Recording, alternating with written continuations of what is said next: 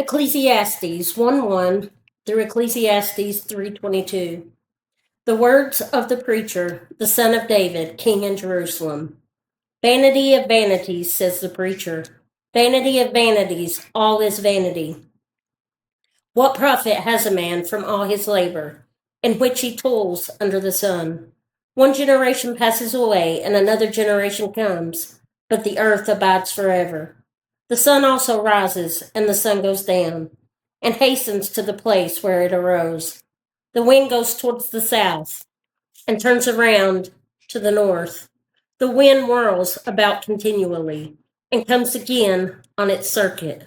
All the rivers run into the sea, yet the sea is not full. To the place from which the rivers come, there they return again. All things are full of labor. Man can not express it. The eye is not satisfied with seeing, nor the ear filled with hearing. That which has been is what will be. That which is done is what will be done, and there's no new thing under the sun. Is there anything of which it may be said, see, this is new? It has already been in ancient times before us. There is no remembrance of former things, nor will there be any remembrance of things that are to come by those who will come after. I, the preacher, was king over Israel and Jerusalem, and I set my heart to seek and search out by wisdom concerning all that is done under heaven. This burdensome task God has given to the sons of man, by which they may be exercised. I have seen all the works that are done under the sun, and indeed all is vanity and grasping for the wind. What is crooked cannot be made straight, and what is lacking cannot be numbered. I communed with my heart, saying, look, I have attained greatness, and have gained more wisdom than all who were before me in Jerusalem.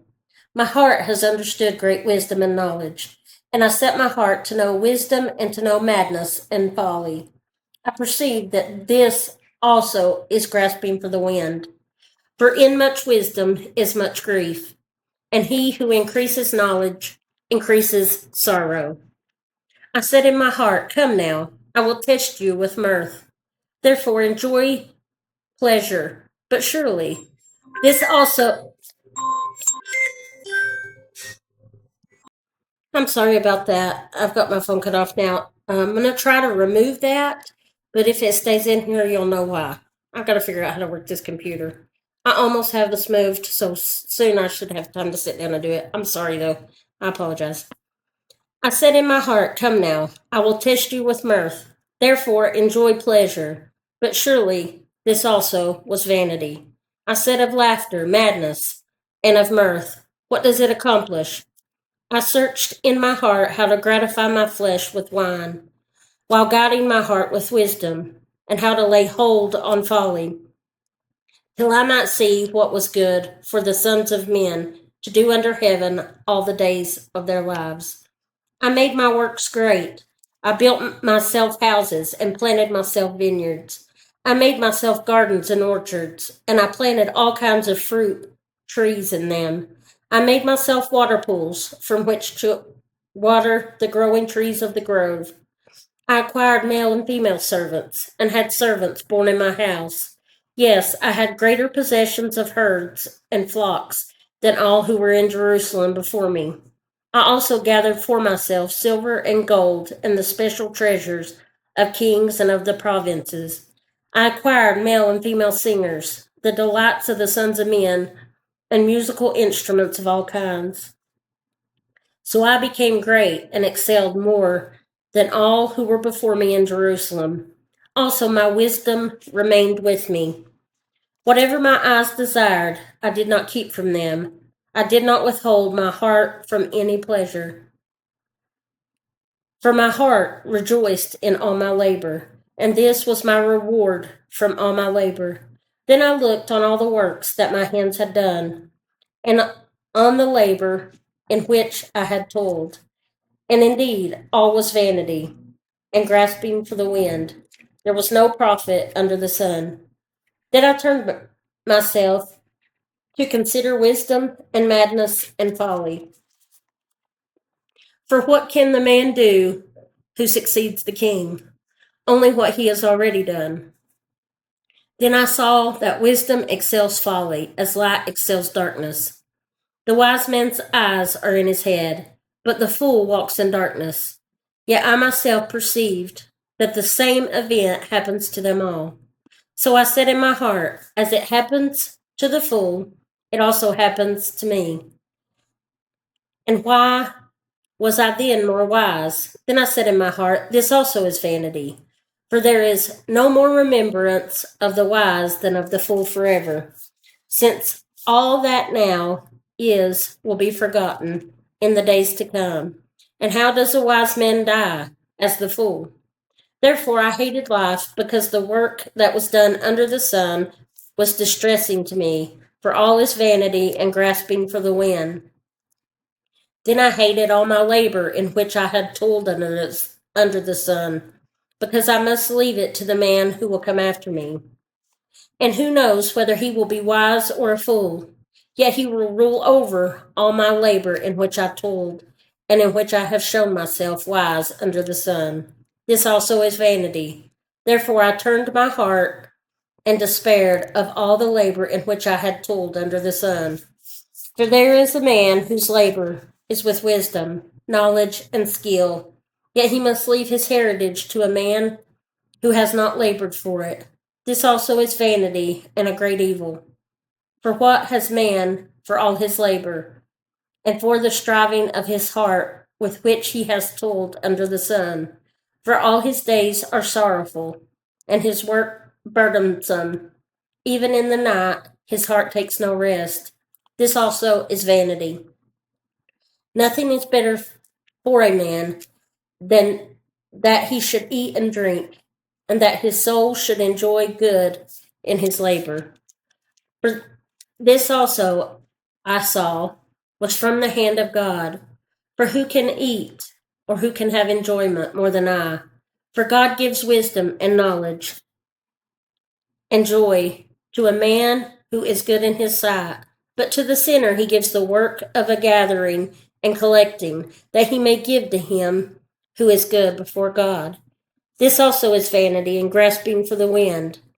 To everything there is a season, a time for every purpose under heaven, a time to be born and a time to die, a time to plant and a time to pluck what is planted, a time to kill, a time to heal, a time to break down, and a time to build up, a time to weep and a time to laugh, a time to mourn and a time to dance, a time to cast away stones and a time to gather stones, a time to embrace and a time to refrain from embracing, a time to gain and a time to lose, a time to keep and a time to throw away, a time to tear and a time to sow, a time to keep silent and a time to speak, a time to love and a time to hate, a time of war and a time of peace.